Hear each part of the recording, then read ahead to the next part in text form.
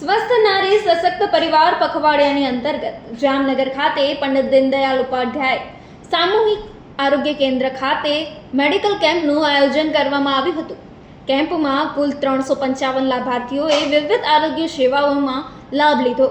દેશના વડાપ્રધાન નરેન્દ્ર મોદીના જન્મદિવસના ઉજવણીના ભાગરૂપે આયોજન સેવા પખવાડિયાના અંતર્ગત રાજ્યના તમામ જિલ્લામાં તારીખ 17 સપ્ટેમ્બરથી તારીખ 2 ઓક્ટોબર દરમિયાન સ્વસ્થ નારી સશક્ત પરિવાર અભિયાનનું આયોજન કરાયું. અભિયાનનો મુખ્ય ઉદ્દેશ્ય મહિલાઓ અને બાળકોના સ્વાસ્થ્ય પર વિશેષ ધ્યાન કેન્દ્રિત કરવાનું, લાભાર્થીઓનું એનસીડી સ્ક્રીનિંગ, સ્પેશિયાલિસ્ટ તબીબો દ્વારા સેવાઓ આપવાની વિવિધ આરોગ્યલક્ષી પ્રોગ્રામની માહિતી પણ આપવામાં આવી હતી.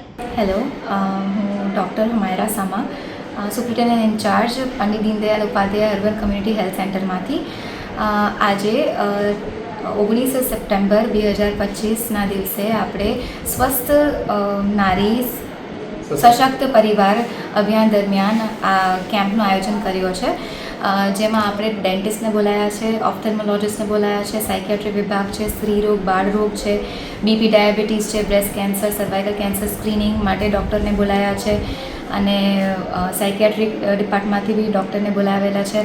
બ્લડ ડોનેશનનું કેમ્પનું બી આયોજન રાખેલું છે આપણે અહીંયા, અને PMJY વયવંદના છે, આભા કાર્ડ ઇસ્યુ કરવા માટે બી અહીંયા ફેસિલિટીઝ રાખેલી છે આપણે. અને આજના દિવસમાં અત્યારે 1 વાગ્યા સુધી આપણે 200થી વધારે દર્દી આવી ચૂક્યા છે.